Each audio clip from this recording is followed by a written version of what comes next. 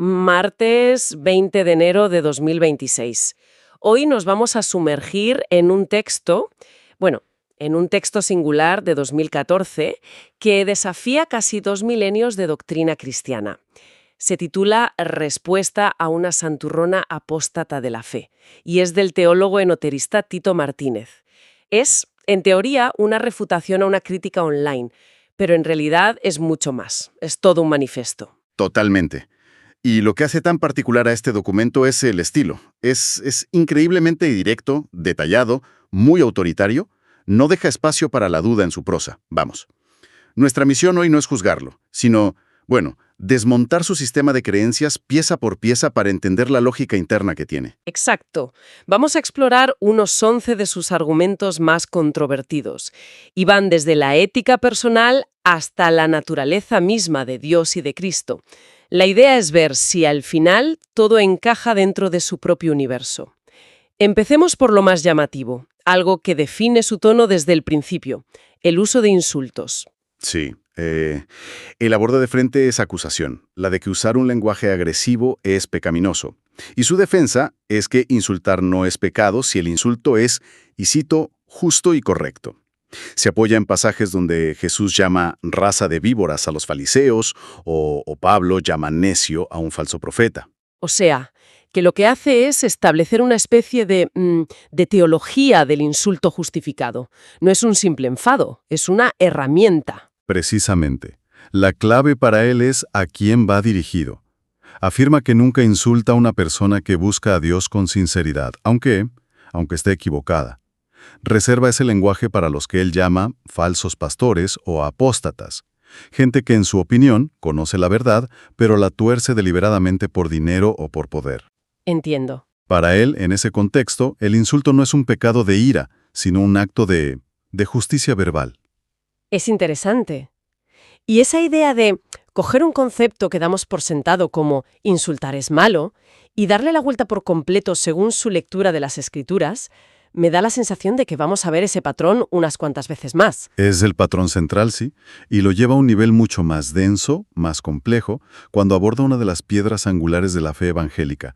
Me refiero al concepto del nuevo nacimiento. Que para la mayoría de los cristianos es algo que ocurre en el momento de la conversión. Te haces creyente, naces de nuevo espiritualmente, pero ¿él? Él no lo ve así, para nada. ¿Para nada? Rechaza de plano que un creyente ya haya nacido de nuevo. Su argumento es extremadamente literal y se basa en Juan capítulo 3, versículo 6. Lo que es nacido del Espíritu, Espíritu es. Entonces él se pregunta, ¿somos ahora mismo seres de Espíritu? Y su respuesta es no. Claro, seguimos teniendo un cuerpo de carne y hueso. Exacto. Y para reforzarlo cita 1 Corintios 15:50. La carne y la sangre no pueden heredar el reino de Dios. Entonces, para que quede claro, si nacer de nuevo significa tener un cuerpo espiritual y aún tenemos un cuerpo físico, la conclusión lógica para él es que ese nacimiento todavía no ha ocurrido, es algo futuro. Exactamente. Él propone una distinción que es crucial en su sistema. Lo que ocurre al creer no es un nacimiento, sino un engendramiento. Y usa una analogía muy potente, la de un feto en el vientre materno.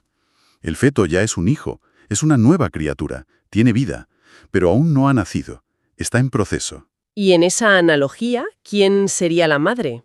Pues identifica a la madre con la Iglesia, o lo que él llama la Jerusalén celestial, basándose en un pasaje de Gálatas. Así que según su visión, los cristianos somos como embriones espirituales, hijos de Dios ya engendrados que están creciendo dentro de la Iglesia. Pero el parto, el nacimiento real a un cuerpo glorioso, solo ocurrirá en la segunda venida de Cristo. Es una reinterpretación Radical. y esto nos lleva a un bloque de argumentos sobre ética, pecado y sexualidad que, a primera vista, parecen casi diseñados para provocar. Pero, si no me equivoco, todos se basan en un único pilar, ¿verdad? Correcto. Si entendemos ese pilar, entendemos todos sus argumentos sobre estos temas. Y el pilar es su definición de pecado, que extrae de 1 Juan capítulo 3. El pecado es infracción de la ley. Para él, la ley no es algo moral abstracto, es específicamente la ley de Moisés. De acuerdo. Así que el principio es, si la ley de Moisés no lo prohíbe explícitamente, no es pecado. Y punto. Es un principio de sola lex, por así decirlo, que aplica de forma implacable. Y el primer ejemplo que da es sorprendente. Afirma que odiar no es pecado. Su base son textos como Romanos 12:9, aborreced lo malo, o Salmos donde David declara odiar a los enemigos de Dios. Su lógica es que, si Dios odia ciertas cosas y personas, el creyente debe alinearse con ese odio. Claro, pero eso choca frontalmente con la idea del amor al enemigo. Él lo resuelve distinguiendo entre amor y misericordia. Dice que se puede tener piedad de un enemigo que se arrepiente, como Dios con Nínive, pero que eso no es amarlo. El odio para él es un sentimiento justo dirigido hacia el mal y hacia quienes lo practican deliberadamente. Y aplicando ese mismo principio de si no está en la ley, no es pecado, llega a conclusiones, aún más polémicas sobre la sexualidad. Por ejemplo, la pornografía. Exacto. Su argumento es de una simplicidad brutal. Busca en toda la ley de Moisés y no encuentra ningún mandamiento que diga «no mirarás a dos personas teniendo relaciones sexuales». Por lo tanto, concluye, el acto de mirar no puede ser pecado. Pero hace una distinción, ¿no? No es carta blanca. No es muy específico. Sostiene que la industria pornográfica, el comercio, trabajar en ella, eso sí es pecado. Lo clasifica como fornicación. Pero el acto de un individuo de mirar una escena de forma gratuita y ocasional no lo es. Lo compara con la comida.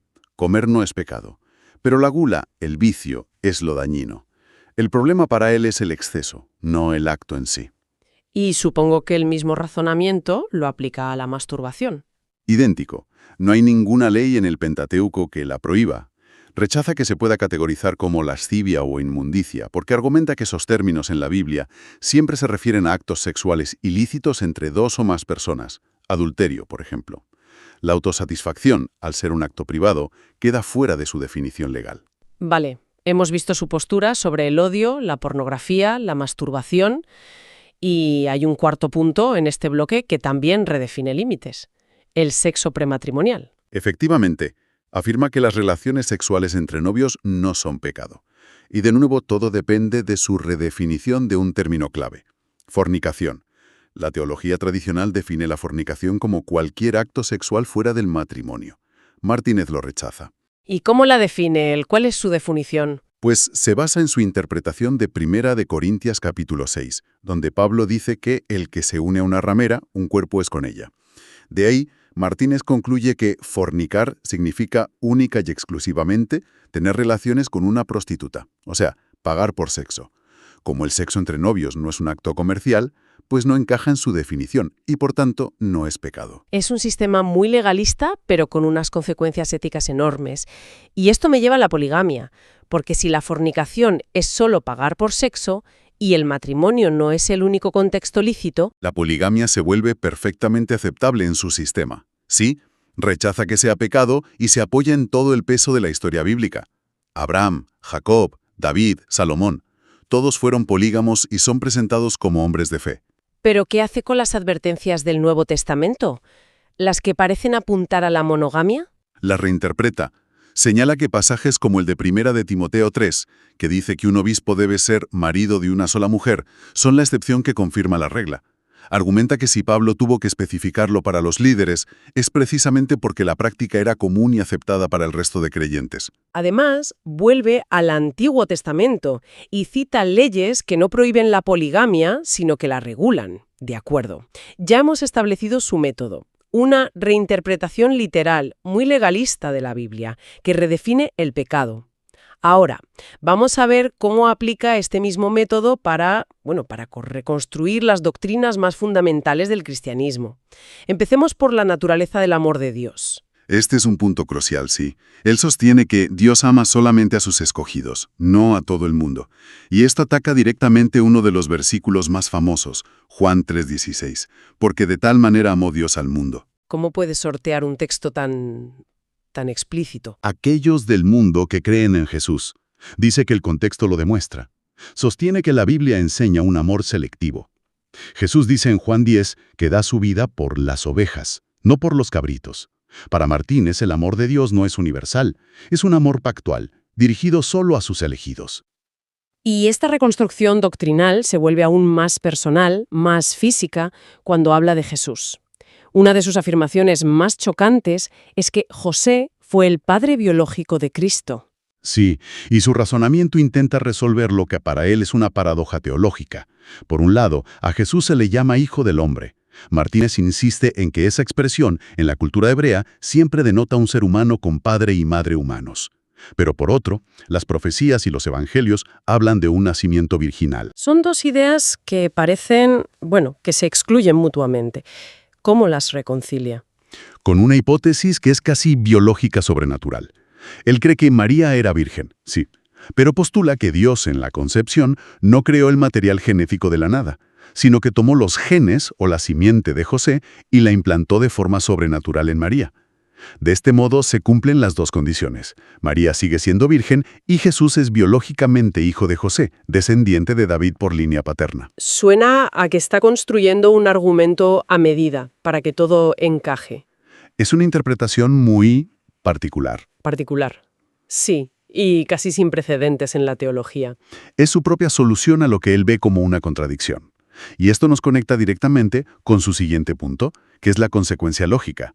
Si Jesús tuvo un padre y una madre humanos, entonces, durante su vida en la tierra, fue solo un hombre, no Dios y hombre. O sea, que aquí niega la doctrina de la doble naturaleza de Cristo, un pilar de la ortodoxia. La niega en el sentido tradicional. Él sí cree en la divinidad preexistente de Cristo, pero se apoya muchísimo en Filipenses capítulo 2.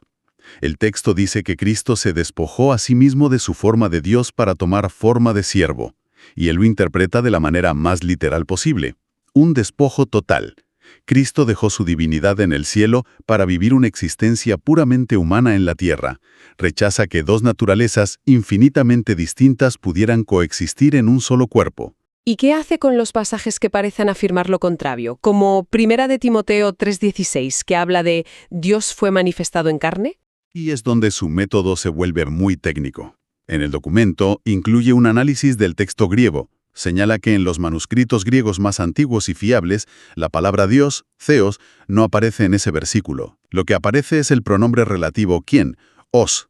El texto original diría quien fue manifestado en carne. Afirma que la palabra Dios fue un añadido posterior de un copista. Para él es una prueba textual de que su visión es la correcta. Hemos pasado de redefinir el pecado a redefinir a Dios y a Cristo.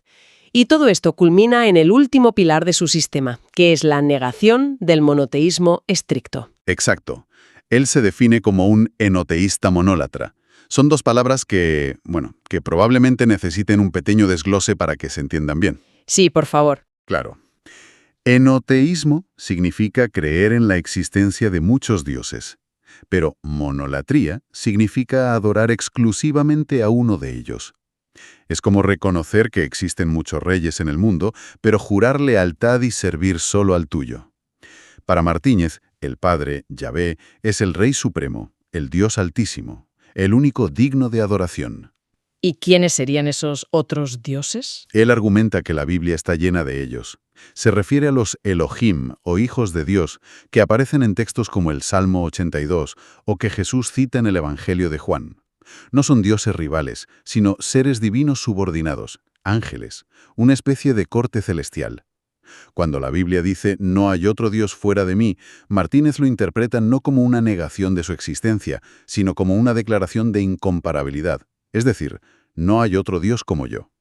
Así que la Biblia, para él, no enseña el monoteísmo, sino la monolatría. Existen muchos, pero solo adoramos a uno. Así que, resumiendo el viaje, hemos partido de algo tan mundano como el uso de insultos y hemos llegado a una cosmología con múltiples dioses.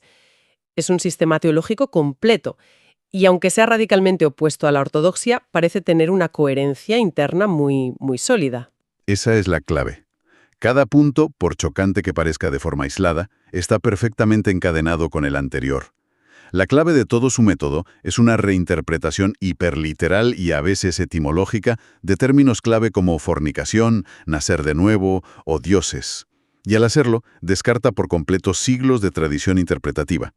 El documento entero es una defensa apasionada de esa visión, construida sobre la premisa de que la ley mosaica es el árbitro final e inmutable de lo que es el pecado. Lo cual nos deja con una reflexión final, una pregunta que flota sobre todo esto.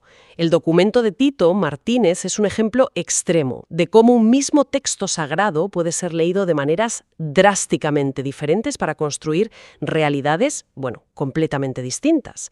Y nos obliga a preguntarnos, ¿dónde reside la autoridad de una interpretación?